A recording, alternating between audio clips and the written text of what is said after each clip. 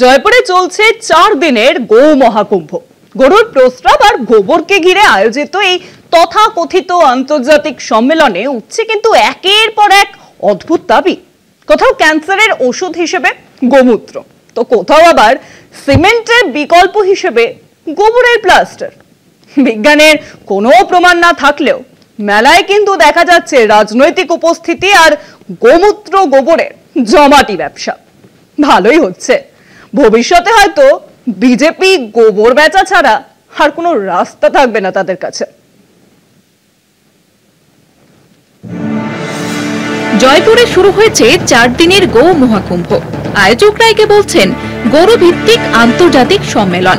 এখানে মূল আকর্ষণ গরুর প্রস্রাব ও গোবর দিয়ে বানানো ওষুধ ও নানান পণ্য।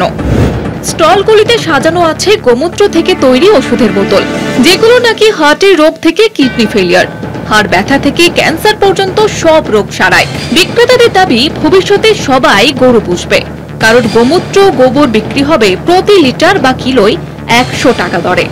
প্রদর্শনীতে পাওয়া যাচ্ছে গোমূত্রের তৈরি অ্যান্টিবায়োটিক, লিভারের ওষুধ, কিডনির ওষুধ। অন্যদিকে বিক্রি হচ্ছে গোমূত্র প্রসাধনী, গোবরের নোট বই, এমনকি গোল্ডগ্রিড নামের বিকল্প সিমেন্ট। কেউ কেউ বলছেন তাদের বেদিক প্লাস্টার দিয়ে ঘরের গরম ঠান্ডা নিয়ন্ত্রণ হয়। মঞ্চে বক্তারা আধুনিক বিজ্ঞানকে অস্বীকার করে ঘোষণা করলেন সনাতন আর বিজ্ঞান একসঙ্গে চলতে পারে না। দাবি করা হলো গোমূত্রের নোংরা জলও বিশুদ্ধ হয়ে যায়। রাজনৈতিক নেতারা গর্ব ভরে ঘুরলেন মেলায়, অথচ কোথাও বৈজ্ঞানিক প্রমাণ নেই। সব মিলিয়ে গো মহাকুম্ভের জমজমাট প্রদর্শনী অবৈজ্ঞানিক দাবি দেওয়ার এক হাস্যকর মঞ্চে পরিণত হলো। কলকাতা টিভি।